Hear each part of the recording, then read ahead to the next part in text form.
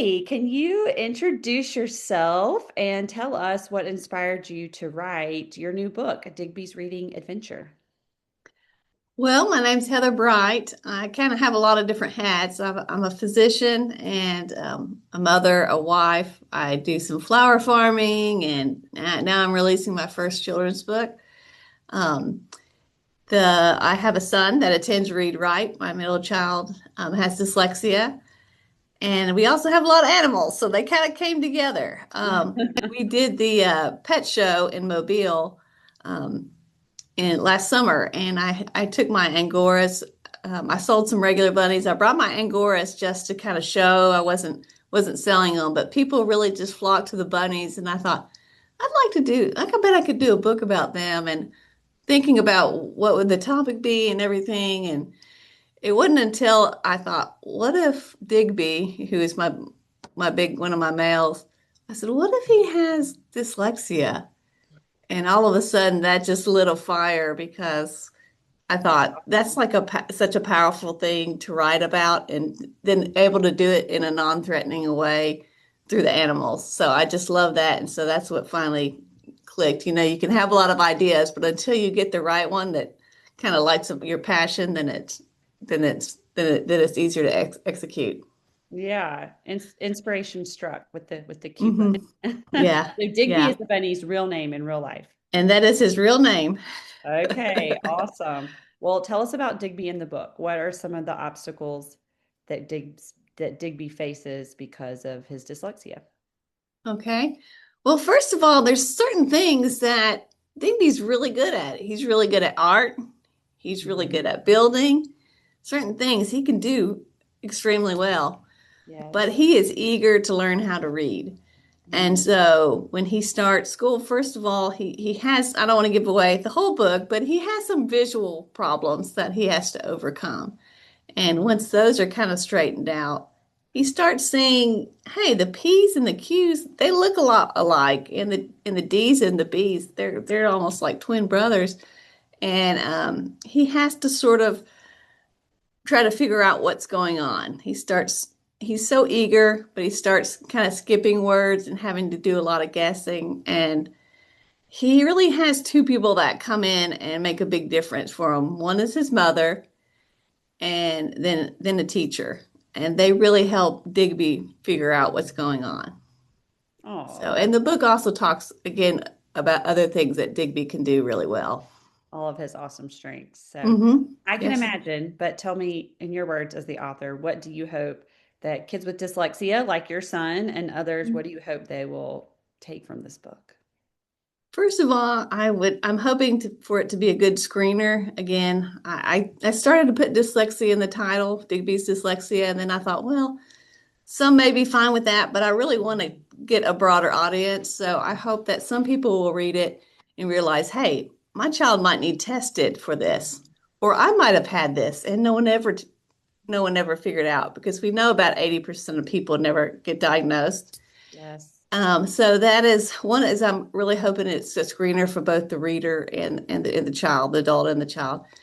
And then secondly, I want it to be empowering. I don't want them to think, I have dyslexia, I'm not going to be able to read or spell, or I'm going to be bad. I want them to see it's just a trade-off in the wiring of the brain that you might have trouble spelling and reading, but you might be really good with spatial reasoning or with art. And math can go either way. Some can have a high math, and others can have dyscalculia where they struggle with math. But it's Mhm. more of a trade-off in the brain with the wiring, and not really even. I don't really even like to consider it a disability, but Right. Just a um, different, so just a different way of yeah. learning. Well, and I'm just sitting here thinking about how kind of uniquely positioned you are as a mom, but then also as a physician, so you can kind of bring in the parents' perspective, but also really kind of understanding the science and the biology around it too is really Yes, cool. I've enjoyed learning more and more about dyslexia. So Yeah, that's awesome. Okay, well, and in addition to being a scientist and a mother, you're also have become a writer. So tell us about mhm. like the writing process. Was it hard? Was it fun? What did you do for your illustrations? Are those all your own photos or did you get help with that?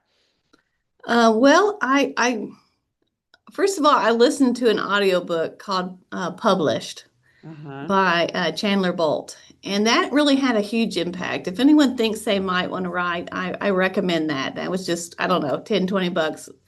I listened to that because, again, I had a change in work schedule from 3 days to 2 days, and I thought, I want to do something different with this extra day, something Yeah. non-medical. And I had looked at a ton of different things, but this is what stuck. Mhm. And so I started thinking about that. And I also took this publishing online course about publishing a book, and that helped me a lot, although it does cost some money. So I don't think you have to do it, but I would recommend the audiobook. Um, and then I just started writing, and it came pretty fast.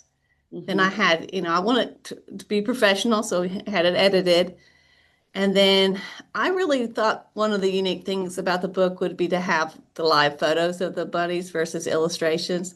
And so we took the pictures, myself, my nephew, my son, and a Mhm. friend. I had actually contacted two different local photographers, but just never could get back with them. So we decided just to try and do what we could. So Uh, as it says in the back of the book, we took over 1,000 photos to get the 31 photos for the book. So when you think your kids are really hard to get a photograph, just be glad they're not a bunny hopping away. So we took all of them are at our house except for two photos are at a neighbor's house. We used their wood pile because I thought it was a pretty background, but the rest are were done at our house. That's so cool. And a great fact about appreciating that your kids might be squirrely, but they're not as Yeah, hard to difficult photograph. as bunnies. Yes. Okay, well, most important question, where can people find Digby's Reading Adventure? It is on Amazon. It is actually was launched yesterday, and there is both an electronic and a paperback version. I do hope to have hardback option too, but that it takes a little while through a different company to get that set up for children's books. So, but you can find it under Digby's Reading Adventure, and also I use a pen name of Tin Boom Bright for the book. So, Okay. mhm.